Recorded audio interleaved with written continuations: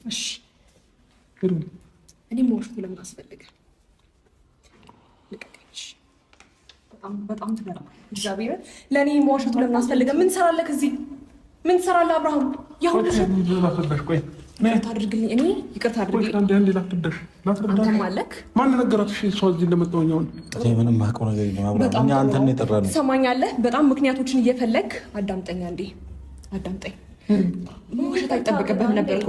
እኔ ልጅህን እንዳታገኝ ከለክልሃለሁ። እኔ ልጅህን እንዳታገኝ ከለክልሃለሁ። ከስራ ቦታ ነው የመጣሁት። እንዴ ስራ ቦታማ እንደሆንክ ነገርከኝ እኮ። በጣም ነው እንዴ ስራ ቦታ? ኧረ በስመ አብ ደስ ሲል በጣም ያስገርማል። በጣም ትገርማለህ። ደውለህለት ነው የመጣው። ለምን ግን ቁርጡን አትነግረኝም አብርሃም? ለምን እንዳዳምጪኝ? ቆይ በመጀመሪያ ተረጋጊ። እራስሽን አረጋጊ። ማን የነገራት ነው? እዚህ ነው እኛ አብርሃም ምንም እናውቅ ተከታትለህም ከሆነ ጠይቃት። አንቺ በዚህ ልክ አትተምኚም። ሲቀጥል ደግሞ ምንድነው የሰው ቤት ዘው ብሎ መግባት? ስርዓት የለሽም እንዴ? ይቅርታ ዘው ብዬ ስለገባው ይቅርታ። ግን ደግሞ ያንተ ጉዳይ ነው ቤት ድረስ ዘው እንድል ያደረገኝ ገባ።